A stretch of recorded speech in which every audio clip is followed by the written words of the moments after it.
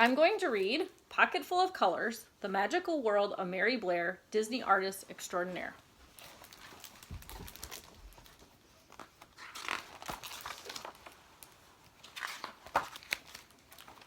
Under a wide blue sky, on a red dirt road, in a lemon yellow house, there lived a little girl named Mary. Other children collected marbles or dolls, but Mary collected colors of every shade and every hue.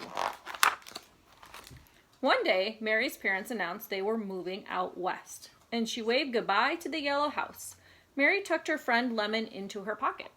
Mary would miss the happy home, but she had new colors to collect.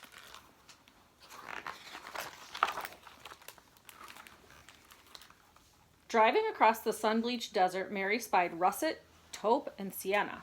When she arrived in California, she glimpsed the azure ocean and found groves of golden fruit dripping in viridian trees.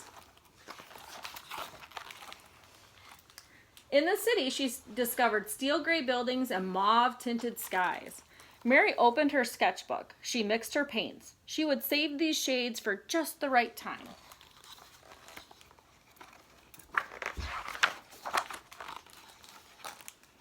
When she was older, Mary went to an art school. She met Lee. He showed her rosy pink and blushing red. She kept those colors in her heart. Together, Mary and Lee painted rainbows. But it was the Great Depression, and people were poor. No one was buying rainbows, except one place. Mary landed a job at Walt Disney Studios. Finally, one of the first women ever to be hired. Finally, a place for her colors to run and dance and play as they pleased. But on her first day of work, the men in charge didn't want to talk about cerulean or celadon or cerise. They were only interested in black and white. Mary was told to follow the rules. She tried, but her colors were too vivid, too wild. When Mary turned in her work, all of her ideas were rejected. Twinkling emerald skies, the men turned them blue. Magenta horses that could fly, the men turned them brown and put them in a stable. Peach giraffes with tangerine spots, her bosses just shook their heads. They didn't know what to make of her art.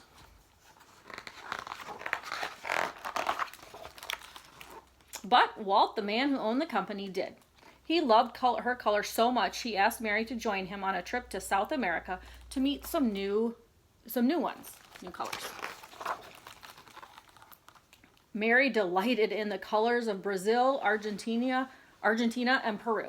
She worked hard to capture the vibrant scenery. When it was time to go home, Mary's bags burst with fuchsia, teal, aquamarine, indigo, lime green, and banana yellow.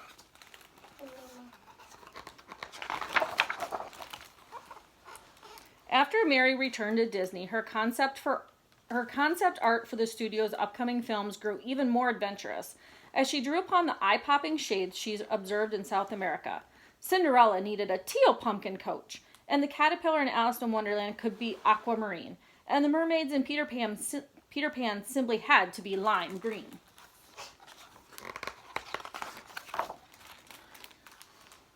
This time, some of Mary's ideas were accepted, but most of her art was still considered too modern, too abstract, and just not right.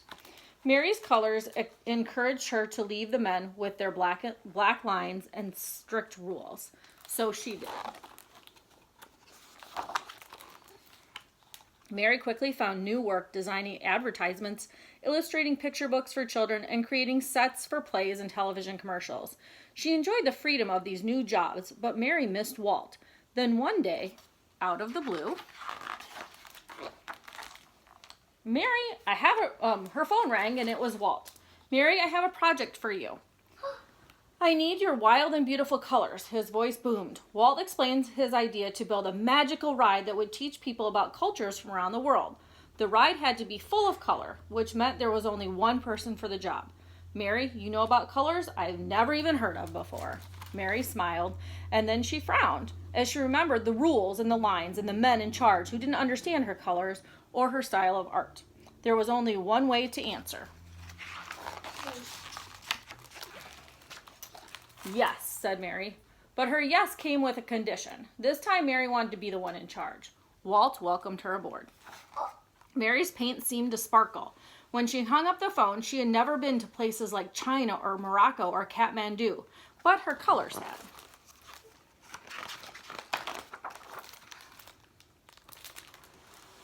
Sitting down to work, she squeezed out dabs of paint: lemon yellow, aquamarine and azure, mauve, taupe and tangerine, russet, sienna and steel gray, celadon, cerulean, cerise, magenta, teal, indigo, and emerald shined from her palette.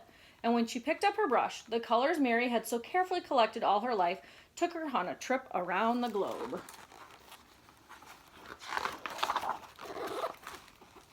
When the work was done and the ride opened, people gasped in awe. It's a Small World was a sensation.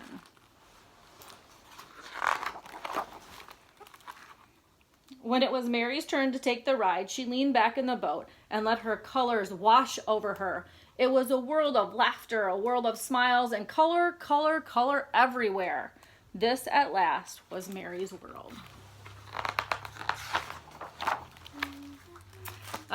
The author's note says that looking back, we're pretty sure it was during a conversation about It's a Small World when we realized our mutual admiration for the art and designs of Mary Blair.